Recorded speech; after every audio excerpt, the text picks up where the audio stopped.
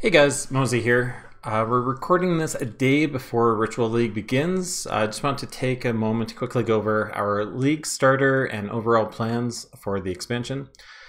First off, I've decided to try my hand at a league start Magic Find character in the Hardcore Trade League.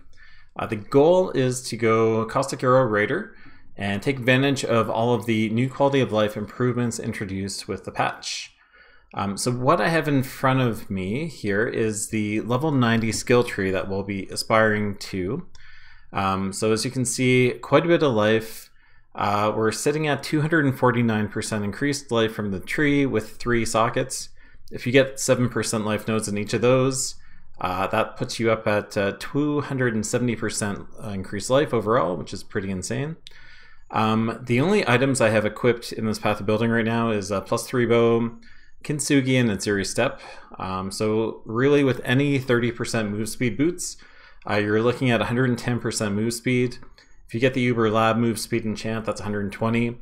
So you're going to be a very zoomy with this character. If you don't have access to a Kintsugi, another really good option is Duresso's Defiance. You can get up to 100% increased effect of Onslaught with Duresso's, which gives you another 20% move speed as well.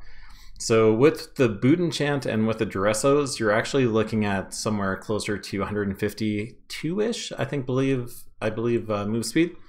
Also with the Duresso's, you kind of even off your dodge, spell dodge.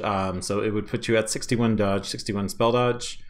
Again, with just these 2 pieces of gear, we're looking at 66% evade chance, and that is with Wind Dancer. I think it's in the 80% range without Wind Dancer on. So yeah, 300% increased evasion from the skill tree seems pretty good. Going back to the actual skills itself. So the main links for Caustic Arrow are going to be Caustic Arrow, Pierce. You can drop that if you get the Pierce nodes on the skill tree. Void Manipulation, Swift Affliction, and Vicious Proj. So I am thinking I'm going to probably keep Pierce just to save the nodes on the skill tree and use item rarity.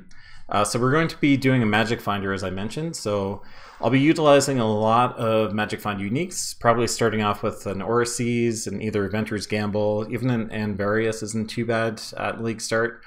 The main rule of thumb is you want to get 150% rarity as fast as you can. That's kind of like the threshold where you start seeing a drastic increase in rares and uniques and what have you. The other option is if you don't want to run the rarity gem and you just want to focus on pure damage and clear speed, you can drop item rarity, you can drop Pierce, and instead get efficacy and empower. So those are the other options. In terms of defense, I put the standard kind of evasion character cast when damage taken setup. So we have cast when damage taken, Steel Skin, Enfeeble, and increased duration. For auras, I'm pretty well relying on Malevolence and Flesh and Stone. You can fit in some more items here, but I'll get to the reason why we're not doing that right now in just a moment.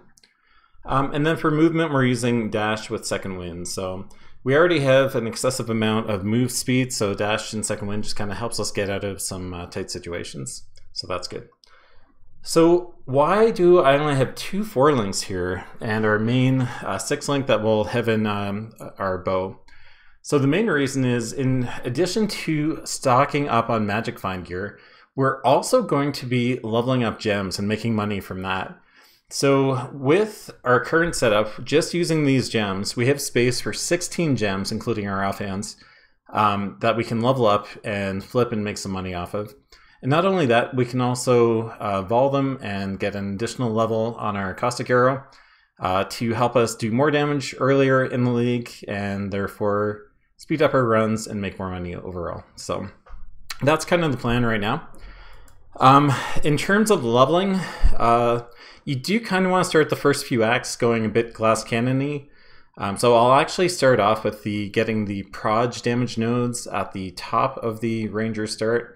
I'll go over to Ballista Mastery, Aspect of the Eagle, then we'll go to Primal Spirit, and then we go up and over. Hunter's Gambit's one of the biggest damage increases we get.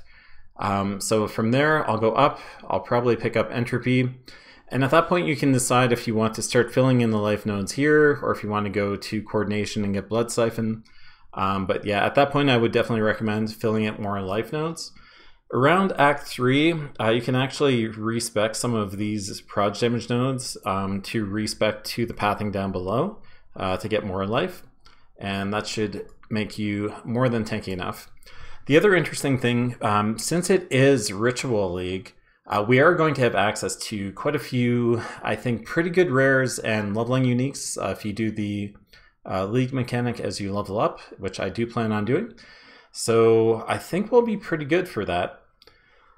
Some of the other quality of life benefits we get. So as I mentioned, we have an extensive amount of dodge and spell dodge, an extensive amount of evasion. We have AoE blind from Flesh and Stone. And we also have, let's just zoom in to our updated Raider Ascendancy. We also have permanent onslaught and permanent phasing. So we don't need to worry about getting body blocked by monsters at all. In addition to that, you get a free immunity to elemental ailments, which is massive for 0 investment for a brand new character of the league. And in addition to that, we also get nearby enemies have 20% less accuracy while we have phasing. So with all the different forms of evasion and dodge and blind and less accuracy, we're not going to be hit too often. And when we are hit, again, if we do go with the Kintsugi plus Wind Dancer, we'll be taking 40% less damage from the hit that actually does get through. So overall, pretty tanky. We also have an excessive amount of life. You can see here, even with just using Kintsugi and a series step, we have 5,000 life. You can easily, I think, push this into the 7,000 to 8,000 life mark, depending on what rares you get. So overall, very tanky, very speedy, and Caustic Arrow has really good deeps early on. So in regards to the opening weekend, what we're going to be doing is tomorrow I plan on rushing through to Blood Aqueducts / the Oasis in Act 9. And depending on how good or bad the League mechanic is, that will kind of determine what we decide to farm. So if the League mechanic is really good and it kind of cuts off in Blood Aqueducts because of the layout, then we'll probably end up farming Oasis. There's a lot of good divination cards that drop in Oasis, and the experience is actually a little bit better than Blood Aqueducts from the few trial runs that I've done as well. So we'll have to wait and see exactly how good or profitable the mechanic is, but I could definitely see me farming Oasis, hoping to get there within the first 4-ish hours on hardcore trade. We'll see how that goes. And then I expect to spend most of the weekend actually farming up unidentified chaos recipe. So if you haven't already, I recommend setting up your stash tabs so that you can easily sort and manage all of the unidentified rare items to do the chaos recipe. Super profitable for the first week or two, especially in hardcore where the price of exalts are quite a bit lower than on softcore. So that's going to be it. The main goal for us is to make as much currency as possible. The build itself is cheap. In terms of gear progression, I'm aiming to get a full set of 6 porcupine cards, which give you a 6-link thicket bow that you can then use an essence on to get +2 to bow skill gems. So that's really the main thing you need. Everything else you can kind of plug in rares and uniques as you see fit. So that's going to be our goal. I'll probably do a daily or once every 2 days update on our currency count, and I'm very much excited to see how much money we can make doing this strategy and what kind of items we can buy to flip later on. And overall, it should just be a really good time. So thanks for watching. Thank you all for stopping by. Hope to see you on my Twitch channel, twitch.tv/Moasie, and I'll see you next time. Cheers.